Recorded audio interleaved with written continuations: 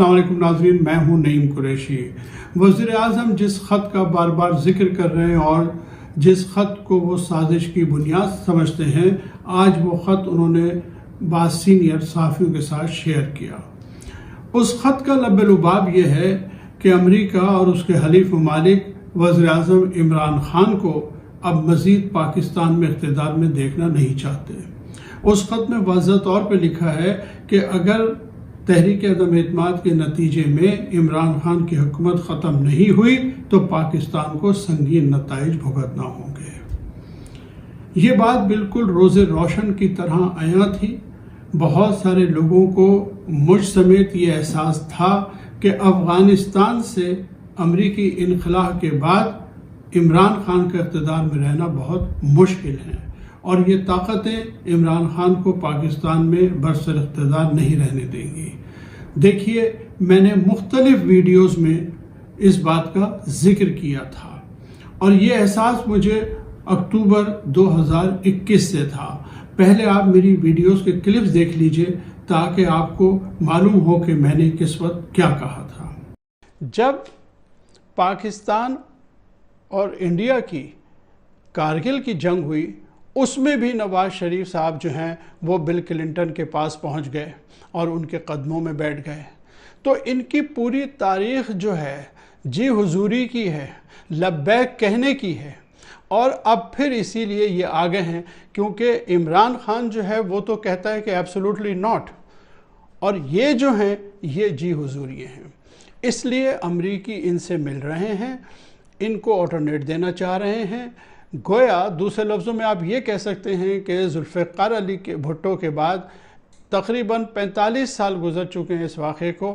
45 سال کے بعد ہمارے پاس عمران خان جیسا وزیر اعظم آیا جس نے امریکیوں کے سامنے سر جھکانے سے انکار کر دیا، اور اب امریکی اس کے بھی خون کے پیاسے ہو گئے ہیں۔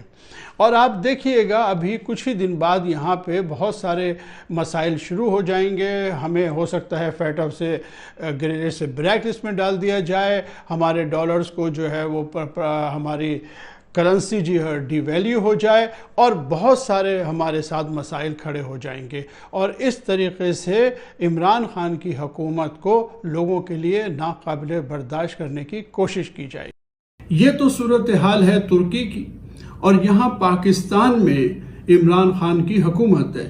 عمران خان بھی بین الاقوامی پلیٹ فارمز پر طیب اردگان کی طرح خوب زوردار تقریریں کرتے ہیں اور دنیا کے امیر ممالک کی غریب ملکوں کے ساتھ چیرہ دستیوں کے بارے میں بہت کھل کے بات کرتے ہیں۔ اسلاموفوبیا کے حوالے سے اقوام متحدہ میں کی گئی ان کی تقریریں بھی بہت یادگار ہیں۔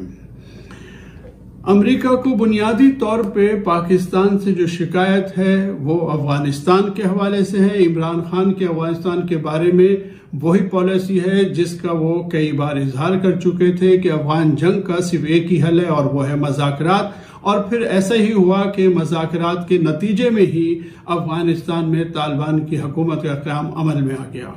ان کی بات سچ ثابت ہوئی کہ امن مذاکرات کے ذریعے ہی مسئلہ حل ہوا۔ دوسرا اختلاف امریکہ کا ہماری چائنا کے ساتھ جو ہے قربت ہے، سی پیک ہے۔ وہ چاہتے ہیں کہ ہم اتنا ایکٹیو رول پلے نہ کریں بلکہ اس کو ریورس کر دیں، جو پاکستان کی سلامتی کے لیے کسی طور بھی ٹھیک نہیں ہے اور یہ ممکن نہیں ہے حکومت وقت کے لیے۔ ایک اور نقطہ یہ ہے کہ 40 سال کے بعد، تقریباً 40 سال کے بعد ایسا ہوا کہ کسی حکمران نے رشیا کے ساتھ اپنے تعلقات کو معمول پر لانے کی کوشش کی ہے، ورنہ روایتی طور پہ رشیا بھارت کے نزدیک ترین ملک تھا۔ اب پہلی بار ایسا ہوا ہے کہ رشیا کے ساتھ ہمارے تعلقات نارمل ہو رہے ہیں۔ چوتھی چیز جو ہے وہ یہ کہ سینٹرل ایشیا کی جو ریاستیں ہیں وہ بھی پاکستان کے ساتھ بہت قربت کا اظہار کر رہے ہیں کیونکہ انہیں بھی گوادر کی پورٹ کی شدید ضرورت ہے چائنا کے ساتھ۔ یہ وہ وجوہات ہیں جن کی بنا پر پاکستان کا بازو مروڑا جا رہا ہے۔ ہم نے سب کچھ کر کے دیکھ لیا لیکن اس کے باوجود پاکستان کو گرے لسٹ میں رکھا ہوا ہے۔ اس کے علاوہ IMF جو کچھ بھی ہمارے ساتھ کر رہا ہے یہ سب کچھ امریکہ اور اس جیسی طاقتوں کے حوالے سے ہی ہمارے ساتھ ہو رہا ہے۔ اصل بات یہ ہے کہ آج کل غیر ملکی سفارتکار جو ہیں وہ شریف خاندان سے ملاقاتیں کر رہے ہیں. حد تو شہباز شریف تو مسلم لیگ نون کے صدر ہیں، لیکن ایک امریکی سفارتکار نے حمزہ شہباز سے بھی ملاقات کی ہے. لہٰذا میں یہ سمجھتا ہوں کہ کم و بیش بلی تھیلے سے باہر آ گئی ہے. اصل معاملہ جو ہے اپنے غیر ملکی آقاؤں کا ہے، جن کے اشارے پہ یہ تمام لوگ اکٹھے ہوئے ہیں. دیکھیے یہ جو میرے کلپس آپ نے دیکھے، اس میں سے پہلا کلپ جو ہے وہ 15 اکتوبر 2021 کا ہے، جبکہ دوسرا کلپ 6 دسمبر 2021 کا، اور تیسرا کلپ 9 مارچ اس مہینے 9 مارچ 2022 کا ہے. میں نے بڑی وضاحت سے بتایا تھا کہ امریکہ کی ناراضگی کی کیا وجوہات ہیں. اس وقت تو میں نے افغانستان سے انخلا کے بعد عمران خان کی پالیسی اور سی پیک کا حوالہ دیا تھا، چائنا سے بڑھتے تعلقات اور رشیا سے بڑھتے تعلقات کو وجہ بتایا تھا. لیکن ظاہر ہے کہ حالیہ دنوں میں یوکرین اور رشیا کی جنگ جس دن شروع ہوئی، اس دن عمران خان کا جو وزٹ تھا روس کا، وہ بھی امریکہ اور ان کے حلیفوں کو بالکل پسند نہیں آیا، جس کا ذکر بھی اس خط میں موجود ہے. اب صورت یہ ہے کہ ایک طرف تو ہماری اپوزیشن یہ کہتی ہے کہ عمران خان نے ہمیں سفارتی سطح پر جو ہے تنہا کر دیا ہے، دوسری طرف وہ یہ بھی کہتے ہیں کہ ہمیں امریکہ کو ایبسولوٹلی ناٹ نہیں کہنا چاہیے تھا، ہمیں یورپی یونین سے یہ نہیں کہنا چاہیے تھا، یہ نہیں پوچھنا چاہیے تھا کہ کیا ہم آپ کے غلام ہیں، ہمیں یورپی یونین پہ یہ تنقید نہیں کرنی چاہیے تھی کہ کشمیر کے بارے میں ان کی کیا پالیسی ہے. سوال یہ ہے کہ اگر آپ ایک آزاد اور خود مختار خارجہ پالیسی کے متمنی ہیں تو اس کے لیے آپ کو مختلف ایشوز پہ اسٹینڈ تو لینا پڑے گا، اور عمران خان نے بالکل یہی کیا. رشیا کا دورہ بھی ایک طے شدہ دورہ تھا.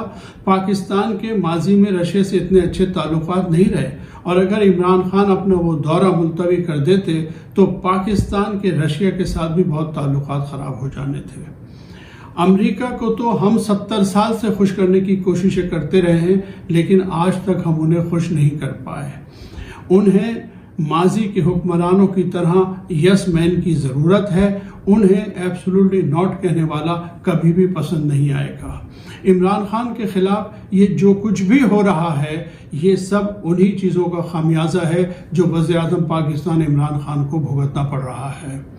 اب یہ پاکستان کے عوام کی ذمہ داری ہے کہ وہ یکسو ہو کر اس وقت عمران خان کے شانہ بشانہ کھڑے ہو جائیں. فرض کر لیجئے کہ عمران خان حکومت سے نکل بھی جاتے ہیں، تب بھی کوئی فرق نہیں پڑتا اگر پاکستان کے عوام اس بات کا فیصلہ کر لیں کہ انہوں نے اپنا حکمراں ایک ایسے شخص کو بنانا ہے جو آزاد خارجہ پالیسی پر یقین رکھتا ہو، جو تمام ملکوں کے ساتھ دوستانہ تعلقات رکھنا ہو، جو بجائے کسی ایک لابی میں شامل ہونے کے. تو پھر اگلی دفعہ عمران خان کے لیے انتخابات میں بھی راہ کھلی ہوئی ہے. کوئی وجہ نہیں ہے کہ عمران خان اس کے بعد بھی دوبارہ الیکشن میں آ جائے. یہ تو ایک امکانی میں نے بات کی، لیکن ابھی بھی صورتحال ایسی ہے کہ جب حقیقت حال لوگوں کو پتہ چلے گی. ابھی گیم آن ہے، ابھی کچھ بھی ہو سکتا ہے. عمران خان کے پاس اتنا ٹائم ہے کہ شاید وہ اپنے آپ کو اس مسئلے سے ابھی بھی نکال سکے، کیونکہ ابھی ووٹنگ میں ٹائم ہے اور لوگوں کو حقیقت حال جلد پتہ چل جائے گی کہ اس سازش کے پیچھے اصل کردار کون ہے. یہ ہم سب جانتے ہیں. میں نے اپنی پچھلے کلپس میں وضاحت سے بتایا تھا کہ کس طرح شریف خاندان سے جو ہے امریکی سفارتکار مل رہے ہیں اور کچھ لوگ مل رہے ہیں. نواز شریف صاحب سے لندن میں بہت سارے لوگ مل رہے ہیں. انہی تمام ملاقاتوں کا یہ شاخسانہ جو ہے ہم اپنے سامنے دیکھ رہے ہیں.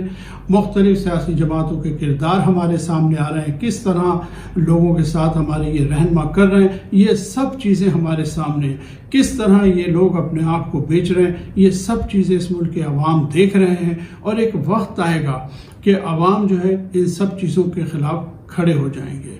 ناظرین، آج تک کے لیے اتنا ہی. اگلی ویڈیو تک کے لیے اجازت دیجیے. اللہ حافظ.